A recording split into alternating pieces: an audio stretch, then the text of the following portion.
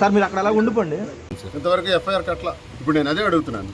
ఇప్పుడు ఎవరో కిరణ్ కుమార్ అడ్రస్ లేని, కేర్ ఆఫ్ అడ్రస్ లేని వ్యక్తి ఒక ఎమ్మెల్సీ మీద కంప్లైంట్ ఇస్తే, ఒక సీనియర్ లీడర్ మీద కంప్లైంట్ ఇస్తే ఎఫ్ఐఆర్ కట్టి స్టేషన్కి రప్పించారు.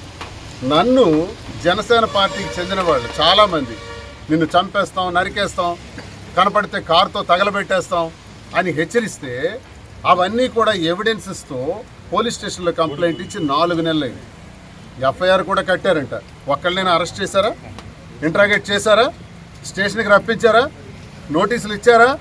లేదే. జనసేన కార్యకర్తకు ఉన్నటువంటి గౌరవం ఒక ప్రజాప్రతినిధికి లేదు ఈ ప్రభుత్వంలో. జనసేన కార్యకర్తకు పిలవరు. మమ్మల్ని విపరీతంగా ట్రోల్ చేశారే, విపరీతంగా ట్రోల్ చేసి మాధురి పేరును కూడా విపరీతంగా ట్రోల్ చేస్తే తను కూడా కంప్లైంట్ ఇచ్చారే. ఎఫ్ఐఆర్ లేసారా? దానిపైన ఏం చేస్తారు? అవి ఎఫ్ఐఆర్ అయ్యారు. పోలీసు వారు కూడా తప్పులు చేస్తున్నారు. నా భయానో లేకపోతే ఏదో భయపెడుతున్నారు, అదిరిస్తున్నారు, బెదిరిస్తున్నారని మీరు ఇలాంటి తప్పుడు కేసులు వేస్తే చట్టానికి వ్యతిరేకపరమైనవి అవుతాయి. రేపు న్యాయస్థానాల్లో మేము వస్తుంది. న్యాయస్థానాలకు వెళ్తాం కదా, విడిచిపెట్టేది లేదు. న్యాయస్థానానికి వెళ్ళిన తర్వాత తలదించుకోవాల్సిన పరిస్థితి వస్తుందని నేను అధికారులకు కూడా ఈ సందర్భంగా తెలియజేస్తున్నాను.